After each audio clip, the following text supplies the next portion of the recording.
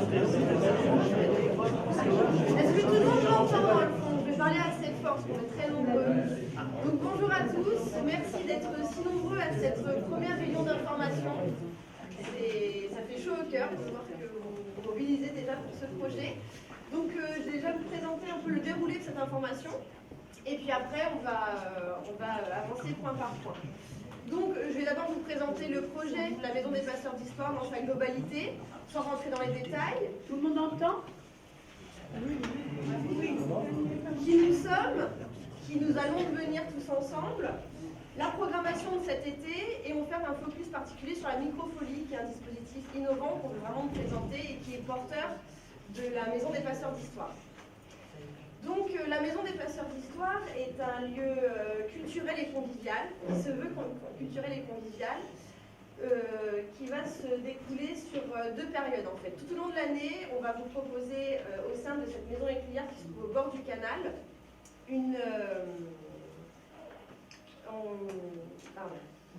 on va vous proposer donc tout au long de l'année des ateliers, des stages de pratique artistique pour amener vers l'expression de soi et l'émancipation. On va également vous proposer donc une microfolie, c'est-à-dire un musée numérique avec un dispositif de réalité virtuelle, des résidences d'artistes, et nous serons aussi lieu de diffusion des arts et de la culture tout au long de l'année. En été, on ouvre le jardin, parce qu'on a la chance d'avoir un très grand jardin, qui nous permet d'ouvrir le jardin sur un passage estival. Donc, vous avez peut-être connu l'année dernière, l'été dernier, nous avons ouvert donc tous les jours de la semaine avec des animations chaque jour et une buvette, des espaces de repos, mais aussi des espaces de lecture, d'échange, voilà, pour vraiment cultiver la convivialité.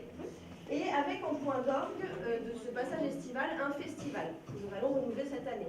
Donc la première édition, c'était Renaissance.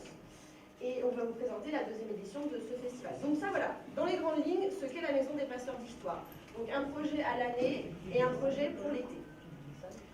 Donc la Maison des Passeurs d'Histoire débute par une rencontre d'un collectif d'habitants du Châtillonnais qui s'est regroupé autour d'idées et de valeurs comme la diffusion de la culture. Donc nous sommes actuellement une petite quinzaine, mais nous souhaitons pouvoir élargir ce collectif parce que ce lieu est vraiment fait pour et par les habitants. Donc nous avons Gilles, Marjorie, Violaine, Julien, excusez-moi, je suis un petit peu émotionnée, donc plus jeunement, Christian, Michel, Patricia, Christian, on a Pierre-Marie et Claire, Astrid, Céline qui n'est pas là, on a Delphine, enfin voilà, on est déjà un petit collectif. Donc nous nous sommes rencontrés autour de cette idée de diffuser la culture dans notre campagne, dans nos campagnes. Donc en fait, notre histoire débute d'abord par un appel à projet que les VNF ont lancé pour l'occupation des maisons éclusières sur les bords du canal de Briare. Et donc c'est Violaine et Gilles qui ont découvert cet appel à projet et qui ont pris contact avec VNF. Donc de là, s'en est suivi un petit peu une recherche de la maison éclusière parfaite. Et manque de peau, mais en même temps par chance, la maison éclusière qui nous convenait, donc la maison dite du contrôleur qui se trouve sur les bords du canal, n'était pas dans l'appel à projet initial. Donc ça a été des négociations pour pouvoir faire rentrer cette maison dans l'appel à projet. Pas très compliqué, ils ont tout de suite voilà. Et parfois les VNF sont vraiment des partenaires du projet. Très engagés. Donc du coup, grâce au VNF, on a eu déjà un lieu. Et puis après, donc, on s'est vraiment réunis chaque semaine pour vraiment réfléchir à ce qu'on voulait faire dans ce lieu. On savait qu'on voulait diffuser la culture au plus grand nombre, ouvrir de nouveaux horizons pour les Châtillonnais. Mais il a fallu qu'on construise vraiment ce projet. Donc c'était un projet de développement du territoire. Et donc le collectif s'est constitué donc, avec des gens de tous âges, de toute expérience, de tout horizon différent, ce qui fait la richesse de ce projet et qui permettra par la suite de continuer à s'enrichir au fur et à mesure. Pour pouvoir porter ce projet, il nous fallait une assise juridique, donc une association. Donc grâce à Pierre-Marie et Claire, nous avons pu réveiller l'association Arlequin, qui était en dormance depuis un certain temps, mais qui, dans ses statuts, en fait, correspondait déjà à l'envie et aux objectifs de ce projet, de la Maison des Passeurs d'Histoire. Donc nous avons réveillé cette association, nous sommes tous en branle, et nous avons pu présenter notre projet au conseil municipal de la ville de Châtillon-Coligny, qui nous a accueillis les bras ouverts et qui depuis nous soutient dans l'élaboration de ce projet. Grâce à Florent de Wiel, donc le maire de Châtillon-Coligny, nous avons eu la connaissance en fait du dispositif Microfolie. Donc la Microfolie, c'est un dispositif qui est porté par le ministère de la Culture et par l'État, et qui permet en fait de décentraliser finalement la culture pour qu'elle soit au plus proche des citoyens, en faisant bénéficier les habitants de manière entièrement gratuite d'un accès à un musée numérique notamment, qui permet en fait de pouvoir visiter les collections des différents musées nationaux, tout en restant chez soi et en ayant aussi des... Châtillon. Et finalement, de pouvoir aussi bénéficier donc d'avoir des contenus qui sont vraiment étoffés avec des outils pédagogiques, des outils de médiation, des jeux par rapport à ces œuvres, etc. Enfin, tout un parcours de visite qui peut à la fois se faire de manière particulière, vous venez visiter le musée numérique, mais aussi pouvoir travailler avec toutes les institutions, les structures, les écoles, les EHPAD, pour vraiment avoir un échange et faire de la médiation culturelle. Donc nous avons présenté ce dispositif, nous avons été retenus, la Villette donc, nous soutient dans ce projet, et grâce aussi au travail de Gilles particulièrement, qui allait chercher chacun des élus, chacun des représentants, on a pu commencer vraiment à présenter ce projet au monde, j'ai envie de dire, et puis pour que les élus se fassent le relais de notre parole et de notre envie de diffuser la culture au plus grand nombre. Il faut dire que très tôt, très vite, donc les élus se sont mobilisés autour du projet et ont apporté leur soutien. Nous sommes ravis d'avoir quelques-uns aujourd'hui, dont nous parlerons tout à l'heure, merci aux avances de votre soutien. Donc dès le départ, en fait, les élus de la communauté de communes, évidemment des communes de Châtillon, mais aussi de Nogent, de Sainte-Geneviève, ont apporté leur soutien au projet, ainsi que la région et le département, à travers tous les soirées. Et la région nous a guidés vers, peut-être en parler, vers un dispositif d'accompagnement. C'est ça, donc ce dispositif d'accompagnement qui nous a été proposé par la région, par l'intermédiaire de M. Glé, donc c'est le dispositif Inter-Incube, qui permet en fait aux porteurs de projets de pouvoir être accompagnés pendant 18 mois avec des formateurs en interne, en externe, d'avoir un accompagnement personnalisé. D'ailleurs, on a Anne Tardy qui nous fait le plaisir d'être là ce soir, merci. Merci Anne. De pouvoir donc être accompagné et consolider finalement les projets. Et tout ça dans le respect de l'économie sociale et solidaire, parce que ce sont des valeurs qui nous sont chères, on vous les présentera par la suite. Et donc voilà, donc grâce à cet accompagnement, on a pu vraiment consolider toutes nos bases et vous présenter aujourd'hui un projet qui est viable et qui est sécurisé sur un certain nombre de sujets, et donc qui fait que voilà, on pourrait être sur quelque chose de périn.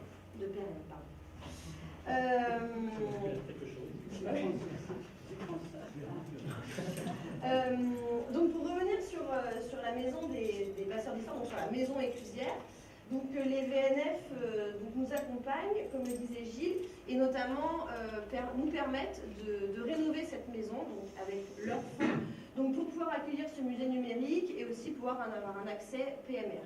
Donc c'est pour ça que l'année dernière, nous n'avions ouvert que le jardin comme préfiguration de notre projet, parce que pour l'instant, la maison n'était pas encore accessible. Donc là, les travaux sont en cours, et donc dès septembre prochain, nous pourrons ouvrir les portes de la maison, enfin. Au plus tard. Voilà, alors peut-être qu'on va je vais présenter les valeurs qui nous portent, qui nous animent. Donc on est sur un principe, donc, dans tout ce projet, dans tout le montage de ce projet, donc on est sur un principe de gouvernance démocratique et d'implication citoyenne. Donc c'est un peu l'essence du projet, de ce projet de tiers-lieu qu'on veut pour et par les habitants, c'est-à-dire qu'on ne va pas fonctionner de façon verticale, mais vraiment sur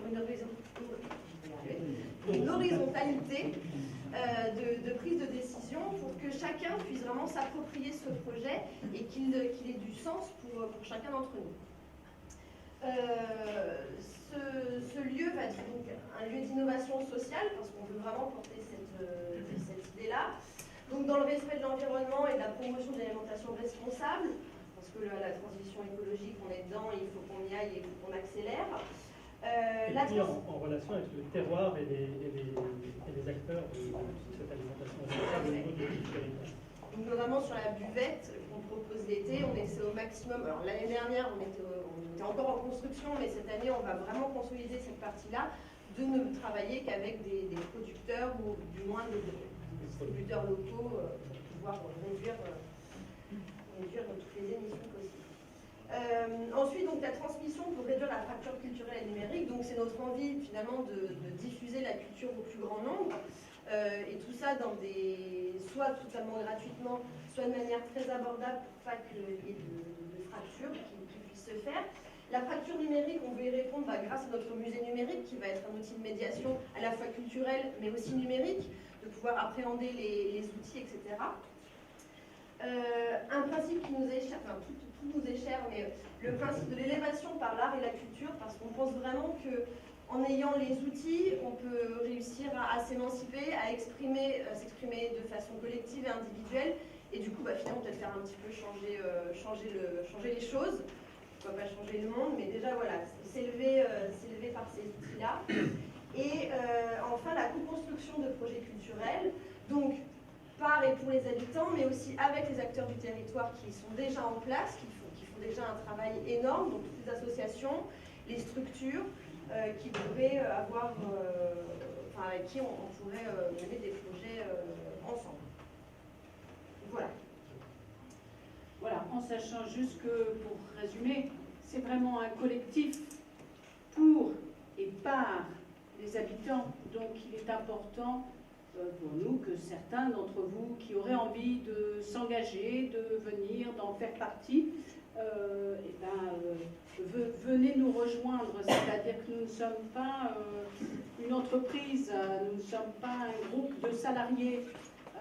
Nous sommes des habitants, des bénévoles qui avons une vision commune, donc il suffit de rejoindre la vision et puis vous seriez les bienvenus. Voilà. Alors voilà, l'été dernier, on avait présenté une préfiguration donc, de ce projet uniquement sur le jardin. Et je vous proposais très rapidement de faire un petit bilan de cet été 2022. C'était d'abord ce qu'on appelle le passage estival, c'est-à-dire pour nous toute cette période estivale qui se déroule en plein air, en extérieur, avec une programmation d'animation, de la buvette évidemment, un lieu très convivial qui permet de se détendre, d'écouter de la musique, de lire, parce qu'il y a des livres un peu partout, de pratiquer des animations autour de la culture. Il y en a eu l'été dernier, voilà, ça c'était un peu le bilan, hein. On a eu... C'était 60 visiteurs par jour en moyenne l'été dernier, des ateliers pour enfants et pour adultes, on a eu 56. Tous les jours, il y avait un atelier pour les enfants et pour les adultes, parfois plusieurs par jour. 17 spectacles et de lectures en scène qui ont eu lieu pendant l'été, en particulier pendant le festival, mais pas que. Il y a plusieurs moments aussi des spectacles. 4 projections qui ont été faites au cinéma en plein air. Voilà, donc, et 239 nouveaux abonnés, nouveaux adhérents, pardon, ce qui était une très bonne nouvelle pour nous, qui nous ont rejoints. Donc c'était avant tout, vous voyez, la programmation des animations tout l'été, vraiment tous les jours, il y avait des choses pour les petits et les grands. Des activités autour de la culture, mais pas que, aussi des choses liées à la détente et au bien-vivre, comme le yoga, le qigong, des ateliers créatifs. Et puis, au moment du festival, qui a eu lieu fin août, donc du 20 au 23, je crois, sur 4 jours, le jardin s'est transformé pour accueillir une grande scène, comme vous le voyez, ça c'est la vue du dessus, une grande scène, donc le jardin s'est coupé en deux. Alors, on avait toujours ce côté très convivial à l'entrée, et puis cette grande scène qui a accueilli donc 17 spectacles sur 4 jours. 17 spectacles, c'était le festival Renaissance. Donc c'était la première fois qu'on lançait cette opération. Ça a été un gros succès. On a eu plein de monde. Les retours étaient plutôt très positifs. On était très heureux de ça. Et du coup, on a eu plein de spectacles qui ont été proposés pendant ce festival, des lectures, conclusions, des spectacles qui ont donné lieu ensuite à une vie comme Xion, comme La fin du monde va bien se passer, qui était un spectacle proposé par un auteur en scène qui s'appelle Yvon Martin et avec qui on a commencé un petit parcours, puisqu'il a rencontré Violaine de Carnet et avec elle, ils ont eu un petit parcours, ils ont fait une résidence sous l'égide d'Arlequin et de la compagnie de Thierry Lally, pour accompagner ce spectacle qui aujourd'hui tourne dans une nouvelle forme, beaucoup plus élaborée encore que celle qu'il a présentée, et qui viendra peut-être nous remontrer l'histoire qu'on apprécie, le chemin parcouru. La résidence a eu lieu au Lecta, l'Arboretum, au lycée,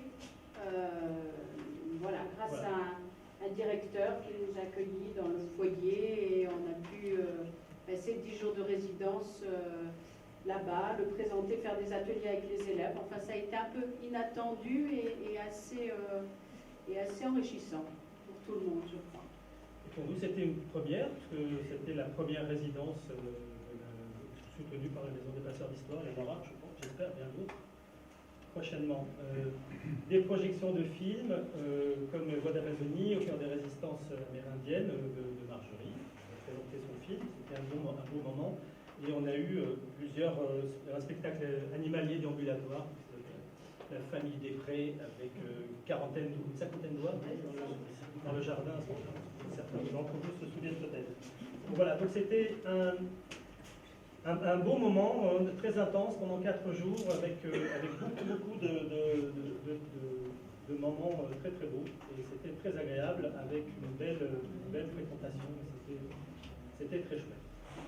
Voilà, donc 2023, l'été des passeurs d'histoire revient. Donc aujourd'hui, nous sommes prêts à aborder notre deuxième été, avec comme toile de fond que cet été est le début d'une longue vie, puisque le jardin et la maison ne se fermeront plus, ils seront ouverts toute l'année. Voilà, donc on va revenir sur cet espace-là pour vous décrire un peu l'espace. Donc tout ça ne va pas arriver en même temps, mais dès cet été, évidemment, le jardin et probablement le musée numérique à la fin de l'été. Si tout va bien, on arrive à le finaliser. Les premiers ateliers en septembre, les résidences d'auteurs probablement sur la deuxième partie de l'année scolaire 2023-2024. La réalité virtuelle arrivera en même temps que le musée numérique, donc à la fin de l'été, ainsi que la ludothèque. On va revenir sur tous ces éléments-là. Mais surtout, donc cet été, on commence par rouvrir le jardin avec des ambitions encore plus fortes que l'année dernière. On va présenter ça. Alors, donc cet été, on aurait envie de l'ouvrir dès le mois de juin. Je ne sais pas si vous vous souvenez, l'année dernière, c'était juillet-août. Là, ça serait de juin à septembre. En sachant que les mois de juin et septembre, qui sont des mois dans lesquels il y a l'école, il y a le temps, il y a le travail, ça serait juste les week-ends, du vendredi au dimanche. Sur les 2 mois d'été, par contre, on va là être ouvert sur une période beaucoup plus intense, peut-être du mercredi au dimanche. On s'est dit plutôt du mercredi au dimanche, mais ça, c'est des questions dont on peut discuter ensemble après, de ce qui vous paraît aussi plus pertinent en termes d'horaire. Donc là, on va avoir des activités, des spectacles, des ateliers. Alors, je vais en citer que quelques-uns, mais alors, on a des animations et des ateliers pour enfants avec les Fées Pirates, des ateliers d'improvisation avec Jacques Notin, des ateliers de théâtre pour enfants et pour adultes, des cours de yoga adultes avec Virginie Fontana Rosa, des cours de Qigong et d'éventail avec Colette pour les enfants et pour les adultes, des ateliers olfactifs avec moi-même, qui serait fin juin, début juillet.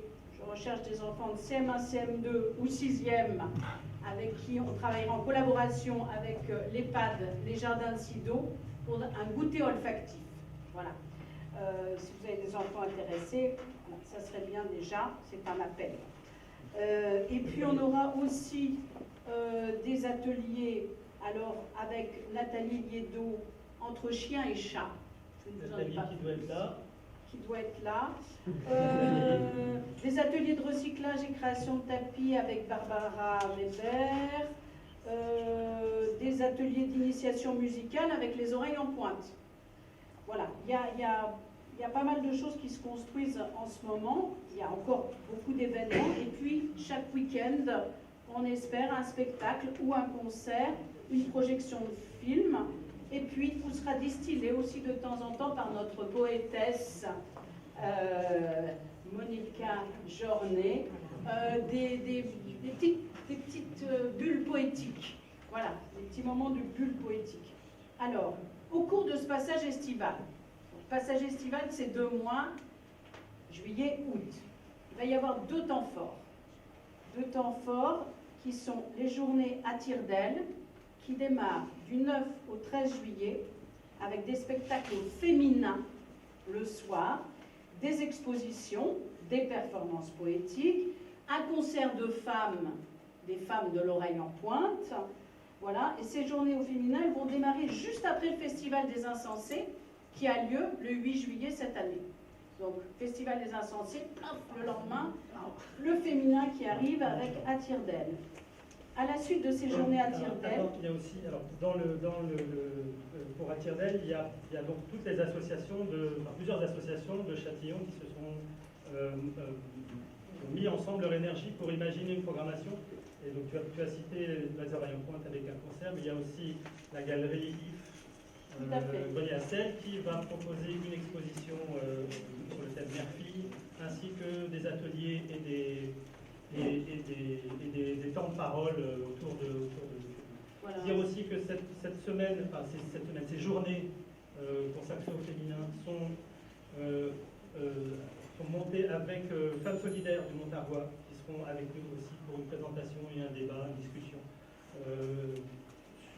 sur l'une des soirées à l'issue d'un spectacle. Voilà. Moi, je ne rentre pas encore dans le détail, parce que je pense que vous verrez après le programme et que c'est bien de... Je sais que il y a toujours beaucoup d'informations et quelquefois, voilà.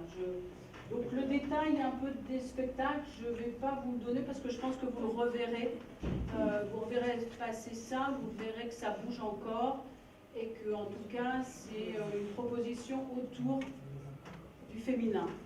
Donc c'est valable aussi pour les hommes. Donc à la suite de ces journées à tire-d'aile, on a le festival Aux yeux des autres, qui est du 14 au 16 juillet, avec une programmation importante de spectacles. Donc, je vous le dis juste par rapport à l'année dernière, vous vous souvenez, ceux qui étaient là, le festival avait lieu fin août. Cette année, il est vraiment mi-juillet. Pourquoi? Parce qu'on avait envie que les enfants, les centres aérés, puissent venir y participer. Il y a des spectacles pour enfants et on sait qu'aussi beaucoup d'habitants partent en août. Donc on avait envie comme ça d'essayer de voir ce qui pourrait se passer sur ce mois de juillet. Et puis il y a les comices au mois de septembre. Et voilà, et il y a ces comices. C'est quand même quelque chose avec... Enfin quand même, quand les camions passent, c'est ça. Donc, les horaires du festival cette année, donc celui de Aux yeux des autres, hein, plutôt de 15h à 23h. Ça, pareil, on peut en discuter. La thématique cette année, donc le premier jour, c'est la thématique du voyage. Le deuxième jour, c'est celui de l'accueil et de l'hospitalité. Le troisième jour, c'est l'exil. Il y a une tarification particulière cette année. On choisit que ça soit un tarif très abordable parce qu'on se dit que c'est 10 € par jour, 7 € pour les enfants, mais on peut voir tous les spectacles qu'on veut sur la journée. Donc c'est plus par spectacle, mais c'est par journée. On s'est rendu compte l'été dernier que beaucoup de gens choisissaient ce spectacle. Vous regardez, venez à un spectacle, mais ne pouvez pas avoir tout parce que quand on est 3-4 en famille, ça finit par faire un budget. Donc là, on a imaginé une forme de passe qui permet de voir tous les spectacles de la journée. Donc voilà, ça revient de vous-même de voir un spectacle ou d'en voir 3 ou 4. Et ça tombe bien parce que durant ces 3 jours, il y aura plusieurs spectacles en même temps. Par exemple, pour vous mettre un petit peu l'eau à la bouche, le 14, dans le jardin et juste à l'extérieur du jardin, on aurait les filles du camion. Ce sont des monologues pour 1 à 4 spectateurs dans un camion. Vous vous inscrivez. Le camion est absolument merveilleux. Il y a une scénographie dans chacun des camions, chacun des monologues. Et voilà, donc il y a ceux qui se sont inscrits pour le camion. Mais ils peuvent aller voir en attendant les contes olfactifs qui ont lieu sous une tente ou une yourte. D'ailleurs, on cherche encore, hein, si quelqu'un a une grande tente ou une yourte, on est preneur. Et puis dans le jardin, on a les siestes littéraires avec notre groupe de lecteurs. Voilà, donc vous voyez, vous pouvez déambuler, vous balader, passer d'une chose à une autre. Ensuite, ce jour-là, on devrait retrouver Dog Trainer. Alors, pas avec des oies cette année, désolé Michel, c'est pas tous les ans les oies, c'est des chiens. Voilà. Et c'est des chiens qui font leur cinéma. Voilà, parce que Dog Trainer travaille beaucoup pour le cinéma. Donc, voilà, c'est des chiens. Et puis le soir, une projection ou un spectacle à la tombée de la nuit pour nous retrouver tous ensemble après cette promenée comme ça jusqu'à 19h, 19h30, 20h, hop, se retrouver à la tombée de la nuit pour un spectacle ou une projection.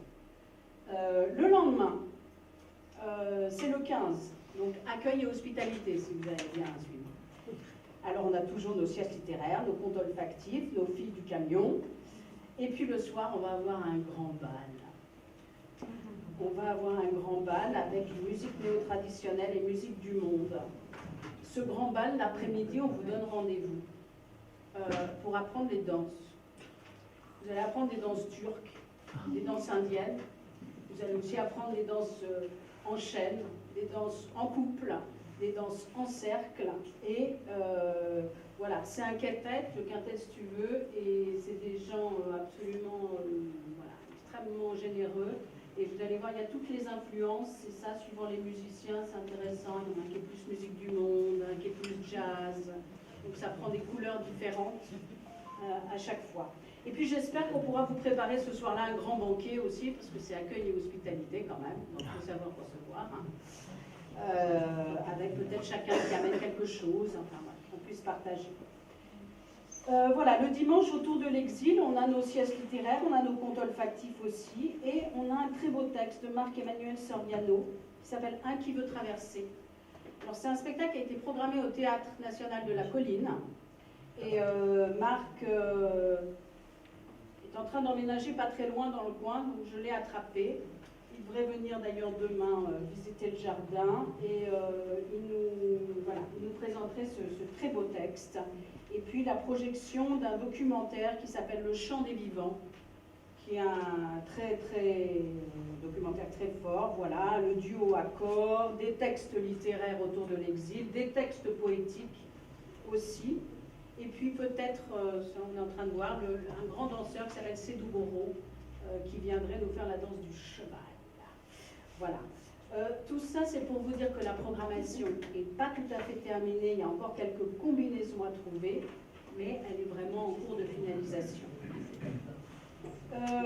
Voilà, c'est tout ce que je voulais vous dire. Les horaires, je vous propose plus tard, là, un peu à la fin, qu'on en discute ensemble, parce que c'est vrai que l'année dernière, on s'est bien rendu compte qu'en démarrant, on démarre à quelle heure, Josette? 11h. 11h, midi, et puis nous, on démarrait les siestes littéraires à 14h, je crois. 14h. On s'est rendu compte que c'était trop tôt, on n'arrivait pas à... Bon, il faisait très chaud aussi. Hein. Je crois que cette année, ça va être un peu pareil. Ça va être un peu pareil, mais on s'en doute. Donc voilà, on se pose la question de dire est-ce qu'on commence à 15h, 16h, voilà, mais il faut que le public soit là. Hein. Voilà, donc j'espère que tout est clair. Oui, oui. Passage estival à tire-d'aile et aux yeux des autres. Voilà, ça c'était le jardin. Et donc la suite, donc la maison peut-être sera ouverte cet été, servira à accueillir des expositions, c'est ce qu'on espère. Hein. On a quelques expositions dans des prescarcelles, si on est prêt. Mais l'essentiel, la maison commencera à prendre son essor à partir de la rentrée, donc à partir du tout début septembre, avec l'ouverture de la microfolie de Châtillonnais, qui se tiendra au rez-de-chaussée de la maison des passeurs d'histoire. Comme elle est de plein pied de ce côté-là, du côté du dessin, avec les aménagements des VNF qui sont en cours, les deux portes qui sont agrandies et qui permettent le passage des fauteuils roulants, on peut accueillir jusqu'à une soixantaine de personnes. C'est beaucoup pour un petit dessin. Mais disons que le lieu, la maison, le musée numérique, en tout cas, pourra accueillir très facilement 30 personnes puisque en fait, je vais revenir sur le musée numérique, mais voilà, donc le musée numérique, il est au rez-de-chaussée, il est en même temps couplé avec un café, un petit café, Café Folie. Si vous voulez, le musée, lui, est gratuit, mais bon, si vous voulez boire un petit café, c'est possible aussi, manger un gâteau, des petites choses de ce type. À l'étage, vous aurez une première salle qui est, enfin, au rez-de-chaussée, il y a aussi la ludothèque. Ça permet d'emprunter des jeux autour de la culture, des jeux autour de l'écriture, des pratiques artistiques. À l'étage, vous avez dans une pièce, vous avez la réalité virtuelle, donc c'est 3 casques avec un accès à une centaine d'heures, 300 heures de programme d'Arte en 360. C'est très immersif, c'est très spectaculaire et très doux aussi. C'est pas aussi effrayant que ça pourrait sembler. Au contraire, ça marche très bien. Et puis, au premier étage, il y a aussi un appartement indépendant de 3 pièces qui permettra d'accueillir des artistes à partir de la saison prochaine. De septembre, et toute l'année scolaire, en fait, se suivront, si on arrive à les financer, un par un, 4 résidences d'artistes, tout type d'artistes, ce sera des auteurs en écriture, mais ça peut être tous les champs de l'écriture, ça peut être aussi bien, évidemment, le conte, les nouvelles de journalisme, que l'écriture d'art plastique, de l'écriture chorégraphique, plein de choses sont possibles. Voilà, donc 4 résidences de 1 à 4 semaines qui auront lieu, une plutôt adulte, 2 plutôt jeunes publics ados, et une vraiment petit jeune public. Voilà, donc 4 tous les ans. Donc ces auteurs, durant leur résidence, devront accomplir un certain nombre d'actions envers les habitants, envers le public de Châtillon, soit à travers les écoles, soit à travers la bibliothèque, mais aussi avec les médiathèques dans les villes autour. Et voilà, il y a toute une réflexion qu'on commence à mener sur l'itinérance de ces propositions-là sur les communes autour de Châtillon. Voilà, y compris pour la microphonie. Au dernier étage, on a un grand plateau qui n'est accessible pour l'instant qu'au beau jour, parce qu'il n'est pas isolé. Mais c'est quand même un espace d'atelier qui est tout à fait intéressant. Et plus tard, quand on aura les moyens, dans un troisième temps, on pourra rajouter un escalier extérieur qui nous permettra d'accueillir du public là-haut et de faire une salle de spectacle avec une jauge de 60 à 80 personnes. Voilà, en haut. Mais ça, c'est dans un futur de 3 ans, à peu près. Voilà, alors, en attendant, il servira aux ateliers, puisque à partir de septembre, il y aura tous les jours, enfin tous les soirs, des ateliers de pratiques artistiques, tous les types de pratiques, aussi bien d'écriture que du journalisme, que de la bande dessinée, voilà, on a déjà une certaine nombre de listes, et que des artistes du territoire qui vont prodiguer ces cours, aussi du journalisme. J'en vois. Voilà, et donc voilà, vous avez en gros la disposition de l'ensemble, à quoi ressemble le projet de la maison de Passage d'Histoire. Maintenant, plus particulièrement, et c'est l'objet un peu c'est là où on voulait en venir, hein, c'est la question de la microphonie. Donc la microphonie, on s'est rendu compte que beaucoup de gens connaissaient le concept, mais connaissaient peu ou mal ce qu'il induit, ce qu'il contient. Je vous propose de regarder. Normalement, Noémie Guez devait être avec nous, c'est notre référente à la Villette, donc la Villette, qui est à l'origine du projet Microphonie, un peu comme Beaubourg avait fait sa délocalisation à Metz ou le Louvre à Lens. La Villette, c'est pas de collection particulière, mais par contre, ils ont une identité très forte avec le numérique. Donc, ils ont eu l'idée, en fait, de proposer ce dispositif qui est un dispositif d'appropriation et qui peut s'essaimer un peu partout. Il y en a aujourd'hui 350 en France, ils en espèrent jusqu'à 1000. Il y en a même à l'étranger, il y en a aux États-Unis, il y en a en Europe centrale, il y en a un peu partout. Voilà, donc ce dispositif, en fait, c'est un dispositif à géométrie variable qui fonctionne sur un module principal, c'est le musée numérique. Donc le musée numérique, est-ce que j'ai là le truc? Ah mais non, là ils nous ont envoyé je vais suivre leur présentation, parce que ça c'est les slides de la microphonie eux-mêmes, donc de la Villette. Donc tout d'abord, voilà les fondateurs qui ont créé ce dispositif à la suite de la Villette. Donc vous voyez qu'on retrouve tous les grands musées nationaux, l'Institut du monde arabe, le Louvre, le musée d'Orsay, le Centre Pompidou, le château de Versailles. Voilà. La Villette évidemment, mais voilà. Donc ce sont tous les grands musées nationaux et auxquels s'ajoutent petit à petit des musées régionaux. Et cette année, c'est la première collection régionale qui sort, et c'est la région Centre-Val de Loire. On est tout content parce qu'on va ouvrir en même temps qu'on intégrera donc, les collections de la région Centre.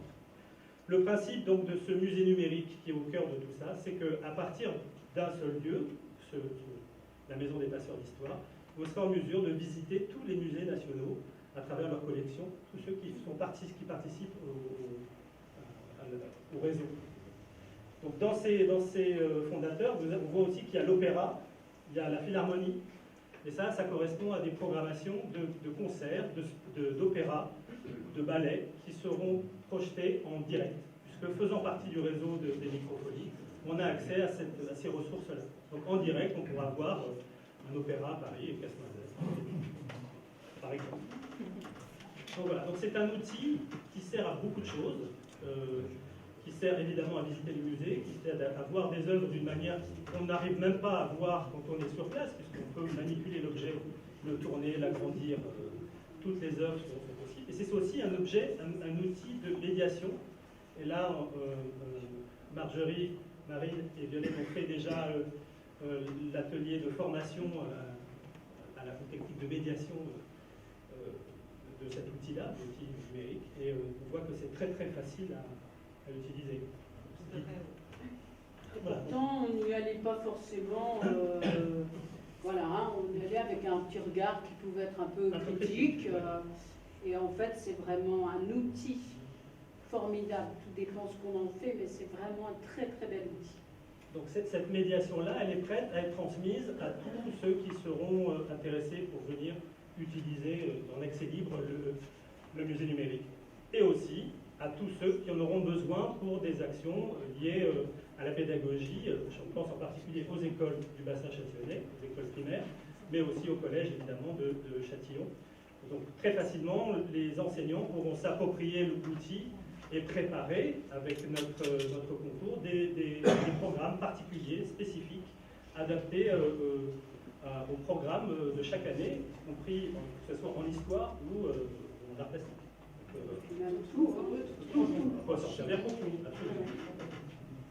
Il y a vraiment un principe d'autonomie où les enseignants peuvent s'en emparer vraiment, mais je pense à quelqu'un qui voudrait faire une conférence, je sais pas, sur le design, voilà, tout est possible. Après, il n'y a pas toutes les œuvres dans ce musée numérique.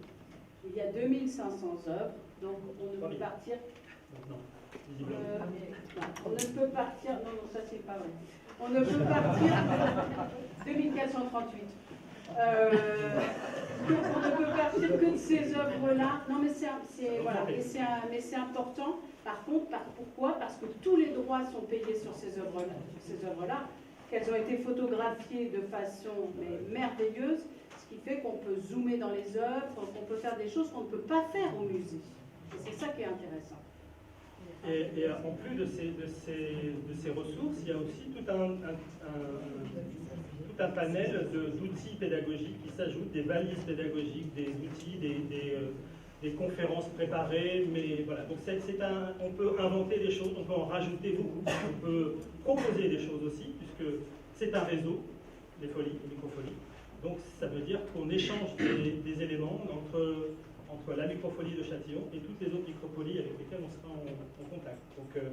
Donc toutes les propositions aussi d'utilisation de ce lieu, toutes les conférences qu'on peut imaginer pour enfants, pour adultes, ça peut être nourri. Et transmis. Et utilisé et repris par les autres, éventuellement, si on le souhaite. Donc, en quoi est composée une microfolie? La nôtre, précisément. Donc, dans le principe, c'est le musée numérique et plein de modules, un peu comme on veut. Il peut y avoir donc une ludothèque, un espace de réalité virtuelle, ça c'est ce qu'on a choisi nous, mais dedans, il y a aussi, on aurait pu faire un Fab Lab, un espace de coworking, une scène de programmation en intérieur, etc. Donc tout ça est possible. Pour l'instant, nous, on s'est focalisé pour question d'espace aussi sur ces trois axes bien particuliers. Comment va se constituer le musée numérique? En fait, il y a plusieurs types de configuration technique, la nôtre, celle que nous avons choisie, est la plus ambitieuse, parce qu'il fallait au moins ça pour le bassin châtillonnais. Donc c'est un écran géant composé de 9 écrans grand format, donc de très très haute définition, donc c'est 9 fois de la haute définition pour ceux qui sont techniques, et une trentaine de tablettes qui correspondent aux 30 potentiels spectateurs cumulés du musée numérique. Donc avec cette tablette, vous pouvez manipuler, utiliser, rentrer dans les menus et accéder à toutes les ressources. En quelques minutes, vous êtes propriétaire de l'espace et vous pouvez vous promener intégralement là-dedans. C'est un outil très très facile d'accès, très convivial. Voilà, concrètement, donc, il y aura ce très grand écran et puis il y aura 2 configurations possibles. Une configuration journalière, ce sont des petites tables de façon bistrot avec au centre une tablette qui pourra tourner autour d'un axe, un peu comme si on avait un parasol, un parasol sur une tablette plutôt. Et 3 personnes peuvent s'asseoir et faire ensemble, si on le souhaite, une balade dans un musée. Donc c'est quelque chose qui peut aussi s'envisager de manière collective. Donc il y aura 7 tables, on pourra nous boire, faire manger un morceau si on le souhaite, et si on ne veut pas, mais on peut librement accéder au musée numérique gratuitement, évidemment. L'autre configuration, c'est la configuration dans l'accueil des groupes scolaires, où on remplace là par une trentaine de poufs qui sont installés, le rouge, c'est la couleur microphonie, et qui sont installés à la place des tables, avec des tablettes sur des pieds devant chaque facile d'accès pour les enfants. Voilà. Donc il y a les 2 modes de visite, le mode justement visiteur libre ou le mode conférencier. Voilà, oui, exactement. Alors, Madame Diaz n'est pas là, mais elle nous a envoyé une vidéo qui présente mieux que je l'ai fait ce que c'est que la microphonie. Et je vais essayer, je dis bien essayer, de la projeter. Elle fait que 2 minutes, hein, c'est très court, mais en 2 minutes, elle a fait mieux que moi en 20 minutes.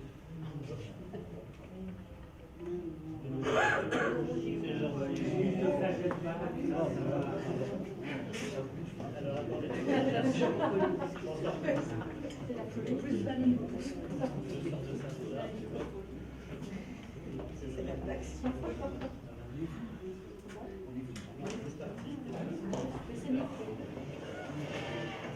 La microfolie est un dispositif de politique culturelle porté par le ministère de la Culture et coordonné par la Villette.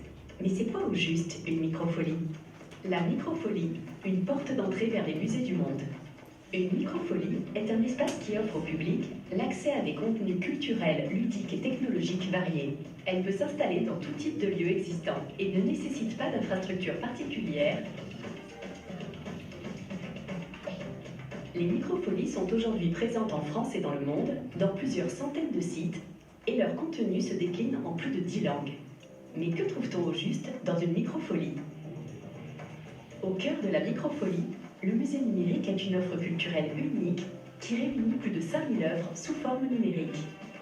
Créé grâce à la participation de 12 établissements nationaux fondateurs, le musée numérique regroupe aujourd'hui les œuvres de plus d'une centaine de musées et d'institutions, nationales et internationales. Il s'enrichit chaque année de 3 à 4 nouvelles collections thématiques et pluridisciplinaires, composées chacune en moyenne de 250 à 400 chefs-d'œuvre.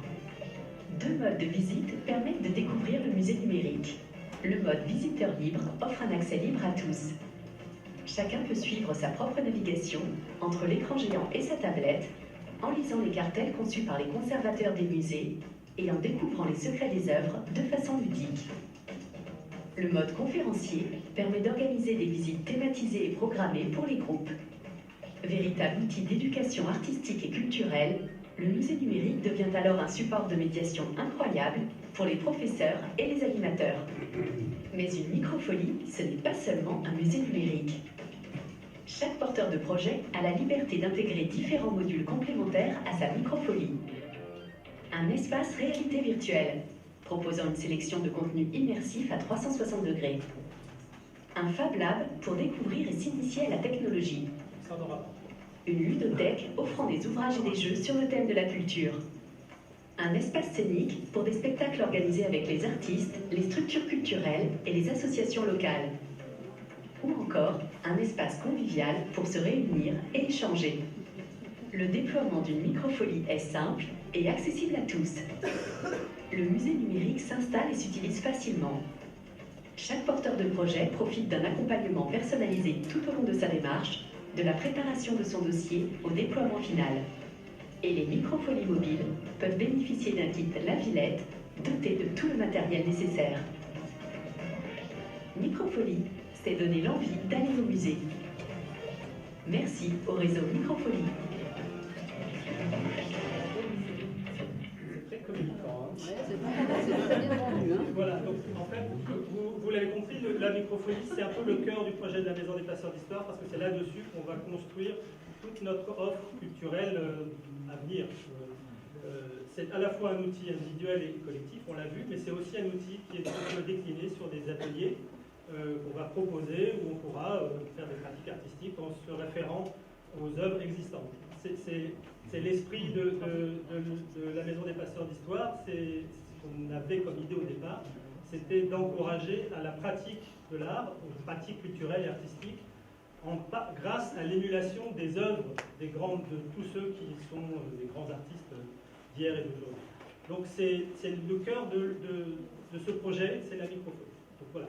Donc c'est un projet ambitieux, fort heureusement grâce au soutien de la mairie de Châtillon, de la communauté de communes. Nous avons été éligibles à la microfolie. En général, ces projets sont portés par des municipalités ou des intercommunalités. On fait partie de l'une des rares microfolies qui sont portées par un collectif d'habitants, par une association, donc un collectif d'habitants. C'est l'idée. Donc, si on vous présente aujourd'hui la microfolie, c'est pour que vous puissiez imaginer que cet objet-là, ce projet-là, c'est le vôtre. C'est celui des habitants de Châtillon. Il est là pour vous et on espère un peu par vous. Et pas que des habitants de Châtillon. Non, non, j'ai dit ça. Oui, Oh. oui. C'est pour ça que je rectifie tout de suite. Bien sûr. Non, surtout pas. Enfin. Pas surtout pas.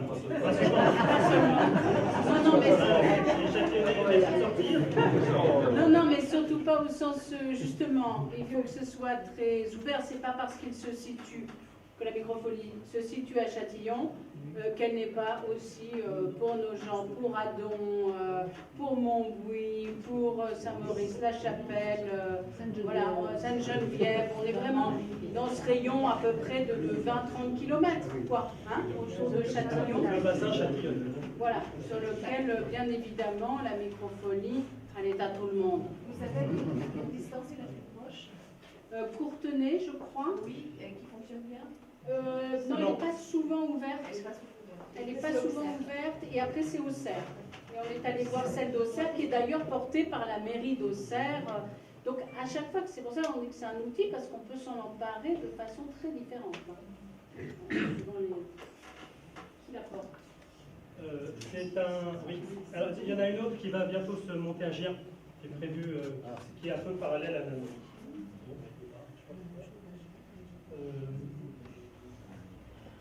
Alors, pour vous dire, j'ai perdu un peu le fil des slides, je ne sais pas pourquoi ils s'en vont, on va essayer comme ça. Voilà, donc quand je vous disais qu'on est très heureux que le projet ait été adoubé par la Villette, ça veut dire aussi, et par la DRAC, la Direction Régionale des Affaires Culturelles, ça veut dire que le projet est en grande partie soutenu et financé par l'État, par le ministère de la Culture, qui fournit 80% de l'équipement. Ce n'est pas 80% du projet, puisque dans le projet, il y a bien plus que l'équipement, mais en gros, c'est un peu plus de 40% du projet global, puisque dans le projet, en dehors des contenus, il y a aussi du matériel, il y a aussi tout l'aménagement, les travaux, etc., les travaux d'aménagement, la signalétique, la communication. Donc ce sont des éléments qui nous amènent le budget à 60-65 000, et du coup, le projet aujourd'hui 65 000. Le projet aujourd'hui, il est financé donc à 45% par l'État. Il est financé par la région au titre d'un projet, du projet global de la Maison des Passeurs d'Histoire. Donc c'est un accompagnement qu'on a en cours avec la région. Donc on a de bons espoirs là-dessus. Et puis, il est porté par, évidemment, la mairie, la municipalité de Châtillon, et nous espérons qu'il soit porté par les municipalités des autres communes autour, qui vont bénéficier, bien sûr, de ce dispositif, qui appartient à tous, et aussi, évidemment, d'intercommunalité que nous espérons avoir, qui nous soutient déjà dans le fonctionnement, de manière très simple. Voilà. Il y a une partie quand même que nous imaginions qui devrait appartenir aux habitants eux-mêmes. C'est pour ça qu'aujourd'hui, on lance un grand appel de fonds, une levée de fonds, comme on dit, pour que les habitants du Châtillonnais puissent participer, alors chacun s'il le souhaite, hein, mais puis à la hauteur de ses possibilités et de ses désirs, aussi à ce projet-là. Donc on a, il est là, c'est ça? Est-ce que je peux le faire? Voilà, donc ça c'est la page. C'est la page Hello Asso. Donc on a créé sur la plateforme qui s'appelle Hello Asso sur Internet. Donc cette levée de fonds, crowdfunding en anglais. Du coup c'est une campagne participative de financement. Donc ça permet aux gens de s'investir à hauteur de la somme qu'ils désirent dans un projet s'ils veulent le soutenir. Donc là en l'occurrence c'est notre microfolie. Et donc il nous manque à l'heure actuelle 12% du budget total pour pouvoir vraiment installer cette microfolie et qu'on ait tout le dispositif et qu'elle puisse fonctionner en accès libre pour tout le monde. Et du coup, on a lancé cette campagne aujourd'hui même, il y a 1 heure à peine. Donc on va la partager. Maintenant, vous êtes les premiers à la voir. Voilà, c'est une nouvelle. Pour l'instant, il n'y a encore rien. Mais n'hésitez pas. Le premier aura peut-être une petite surprise. On va voir. Donc on va les diffuser sur les réseaux sociaux. Là, je ne sais pas si la qualité de l'écran est assez bonne, il y a un QR code. Mais sinon, vous l'aurez sur les réseaux sociaux, sur Facebook. Par mail également. On vous la renverra par mail. Donc n'oubliez pas de noter bien votre adresse mail uniquement pour qu'on puisse envoyer tous les emails. Et voilà. Et en fait, sur cette page, vous pouvez retrouver toutes les explications. Voilà de ce que c'est que la microfolie et ce que ça pourrait apporter ici aux habitants du bassin châtillonnais. Et voilà. Voilà. Alors voilà, vous l'avez compris, aujourd'hui, donc l'objectif de cette présentation, c'est avant tout une question d'appropriation, que ce soit à travers cette levée de fonds ou plus généralement permettre à tous les habitants, à tout le monde, de participer à la hauteur de ce que vous avez envie de faire. Donc on a à nous identifié un certain nombre d'éléments, de choses à faire dont on a besoin, mais toutes les bonnes volontés sont les bienvenues, que ce soit pour une journée, 2 journées, pour une action ou pour plus largement. Donc ce qu'on a fait aujourd'hui, c'est qu'on a préparé des listes qui vous permettent si vous intéressez, de vous inscrire pour être informé sur une prochaine réunion autour justement de ces actions qu'on voudrait mettre en place. C'est aussi bien du chantier participatif, donc ça peut être une journée aidée pour les travaux, mais aussi ça peut être tenir la buvette, ça peut être participer à... Ça peut être participer si vous voulez, venir au jardin pour l'entretenir avec nous. Donc ça peut être du ponctuel, comme vous disait Gilles, où on peut s'engager sur un petit peu plus longtemps. Ça peut être aussi si le côté mettre la main à la pâte, ça ne vous plaît pas trop, mais vous avez envie de réfléchir avec nous à la stratégie, à chercher des fonds, chercher des partenariats. On a aussi besoin d'aide pour continuer à monter les projets, parce que c'est beaucoup de travail de fond. Il y a le faire, mais il y a l'avant en fait. Et du coup, donc on a aussi toute une partie, par exemple pour cet été, pour le festival, on recherche des gens qui seraient intéressés pour la technique, donc pour nous aider au niveau des branchements, qui auraient des connaissances ou pas encore, mais qui voudraient en acquérir, mais qui seraient plein de bonne volonté. On a aussi besoin de gens de personnes, pour accueillir les artistes, parce que voilà, vous avez vu, on a une très belle programmation et il faut qu'on puisse les accueillir à la hauteur de ce qu'ils viennent nous donner aussi, parce qu'on a quand même des artistes nationaux, de grande qualité et qui nous font quand même l'honneur de venir dans un petit jardin. Voilà, c'est des déplacements, donc vous voyez, on est sur des budgets quand même assez réduit et que déjà on tire sur le prix des spectacles, Ils on ont tous essaye. fait des grands Ils ont efforts. tous fait des efforts, vraiment tous, donc en expliquant plus le contexte, donc c'est assez beau, je trouve. Ils sont très heureux de participer à ce genre Le projet. de projet. Donc de l'autre côté, voilà, c'est pouvoir les accueillir pour qu'il n'y ait pas de frais supplémentaires, voilà, sur une nuit, c'est jamais plus d'une ou deux nuits. Oui, mais ça peut être juste aussi les accompagner. Voilà, mais ça peut être les accompagner parce que quand vous arrivez ici, vous ne savez pas où les choses sont. Donc voilà, de dire, voilà, vous devrez peut-être aller chercher à la gare. Enfin, ça peut être 10 000 choses si vous avez envie, et puis peut-être à la hauteur de ce que vous pouvez investir vous-même. Et bien sûr, si vous avez envie de vous engager plus, de rejoindre le collectif, il est totalement ouvert. C'est quelque chose qui est... Enfin, on vote. Il n'y a pas d'âge, voilà. D'expérience. Julien, à quel âge 17 ans. 17 ans. Julien, c'est notre plus jeune participant au collectif, 17 ans. Je ne vous dirai pas plus. C'est moi. Ouais, voilà, l'idée c'est vraiment, comme disait Gilles et Hélène, c'est que vous puissiez vous approprier ce projet et puis voilà, si vous avez envie de passer un peu plus de temps avec nous pour monter et continuer à développer ce projet, on a forcément besoin d'aide parce que vous avez vu que c'est un projet d'envergure, qu'on veut qualitatif et pour faire les choses bien, il faut être nombreux. Voilà, la citation. Voilà, peut-être en laissant vos mails, une prochaine réunion qu'on fixerait serait peut-être celle de la participation sur l'été, et puis après, voilà. Un peu tout, on va ouvrir un peu Voilà, tout. mais d'être L'idée, c'est qu'en donnant vos coordonnées, vous donnez aussi, vous pourriez dire ce qui vous intéresserait de faire. Voilà, dans l'absolu. Plutôt, où sont vos votre compétences compétence ou votre désir, ou les deux. Voilà. Je crois que nous avons fait... Est-ce que vous avez des questions avant de clôturer peut-être cette réunion? Est-ce qu'il y a des remarques que vous avez? Tout à l'heure, on échangeait par rapport un peu aux horaires. C'est vrai qu'on s'est rendu compte que voilà, on ouvrait midi, mais c'était quand même très tôt.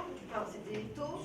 Est-ce que, je ne sais pas, des remarques particulières ou des choses généralement, est-ce que vous êtes convaincus par le projet n'hésitez pas, il faut des points à éclaircir, parce que quelquefois... C'est clair, la microfolie, le musée numérique, est-ce que tout ça vous semble intéressant et un projet vaut la peine? Oui. J'ai une question que j'avais déjà posée, mais je ne sais pas si vous avez pu vous renseigner. Si dans le fond des documents que propose la microfolie et les musées, est-ce qu'il y a une case pour rentrer parfois ses propres documents ponctuellement? Si, attention. Oui, Voilà, alors, ponctuellement. Ponctuellement, pour aller retirer alors, il y a et utiliser l'outil avec ses propres tout données. à fait. Art plastique, moi je suis dans la direction plastique. Tout à fait. Alors, pour utiliser, il y a deux composantes dans le musée numérique. Il y a l'outil informatique, les écrans, les tablettes, et il y a le fond, la ressource, les contenus. Ce sont deux choses séparées. On peut très bien utiliser l'outil informatique pour toute autre fonction. On a l'intention même de proposer aux entreprises, si elles souhaitent d'utiliser cet outil, une salle de réunion, un plus. Voilà. Donc on peut aussi rentrer des ressources différentes pour un événement particulier, bien sûr.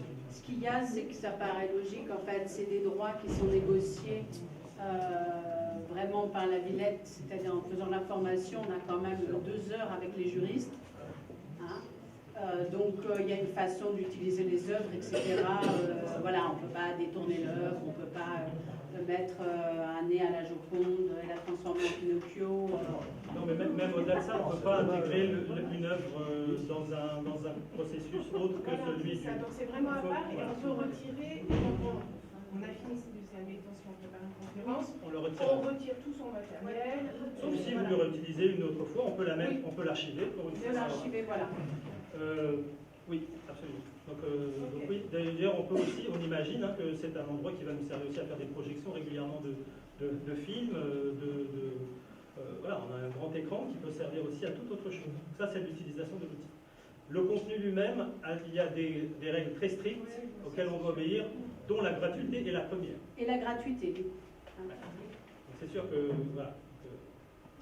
La gratuité, vous voulez dire la gratuité de l'accès au contenu Oui. et la gratuité, est-ce qu'il y a une gratuité de l'accès à l'outil? Non. Ça, par contre, l'outil nous appartient. Il nous appartient, il n'y a pas de droit sur l'outil. Il y a des droits sur le contenu. Oui, d'accord. Donc l'outil vous on en fait ce appartient qu'on veut. à l'association, quoi. Voilà. D'accord. Enfin, il Et appartient, en fait, après, oui. voilà, toute conférence sera gratuite. Non. Bah, Toute conférence utilisant, Utilisant, le contenu, la micro. le contenu, mais la pas microphonie le- est gratuite. l'écran. Et c'est plutôt l'idée de toute façon de faire que ça soit ces conférences ou c'est comme une vitrine d'un travail possible derrière. C'est-à-dire que derrière, il peut y avoir, vous voulez, des ateliers de pratique artistique à travers ça, ou des propositions de certaines choses à partir de ce premier déroulé. Voilà, où c'est comme Mais si- quelque part, quand vous faites enfin une conférence, ça peut être aussi une conférence proprement dit, un intérêt proprement dit. Quand par exemple on va voir un spectacle de théâtre, on n'est pas. Enfin, est-ce que même une pièce de théâtre inclut à la microphonie, enfin chez vous, inclut un travail, etc. Enfin voilà, ça Non, ce peut-être qu'on c'est des définit, choses c'est à. juste pour le musée numérique. Pour le reste, c'est très ouvert. Le musée numérique nous offre des contraintes, enfin, nous impose des contraintes liées au contenu. Il n'y a que ça. C'est le seul dispositif de tout le projet de la Maison des Passeurs d'Histoire qui est un problème, qui est une contrainte. Tout le reste, bien sûr. Oui, c'est pas très clair encore pour moi. Non, mais on en reparle. ça, voilà, ça viendra petit à petit au sens où je pense que, voilà, avec ce dispositif-là, c'est vrai qu'il y a des choses qu'on peut faire, des choses qu'on ne peut pas faire, et que justement, il faut bien cibler l'action qu'on veut mener avec cet outil-là. Voilà. Vous avez d'autres questions? Ce qui est des... La programmation, par rapport à... Alors, la programmation, elle est en cours, elle est en train de se terminer. Ben, j'ai un peu dit là, enfin voilà, 14, 15, 16, elle est en cours de finalisation, puisqu'on attend des réponses de budget aussi, donc c'est le serpent qui se mord la queue.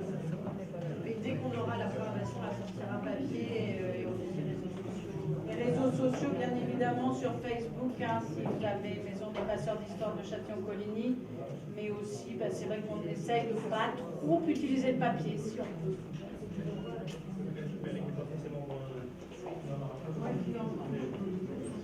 Il y a d'autres questions? Il n'y a pas de questions. Bah, quand c'est bien expliqué, il n'y a pas de questions.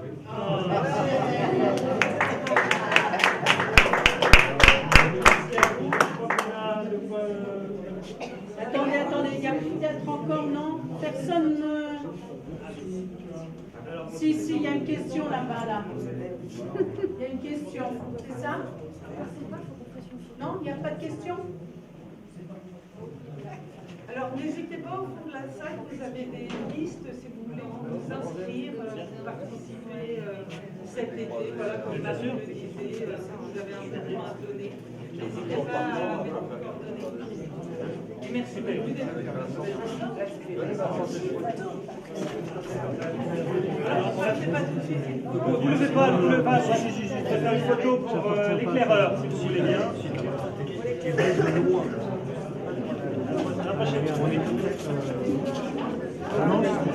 Venez. J'éteins la caméra. Ouais, parce que là, on voit plus rien. Et c'est là que tu vas voir si tu as vraiment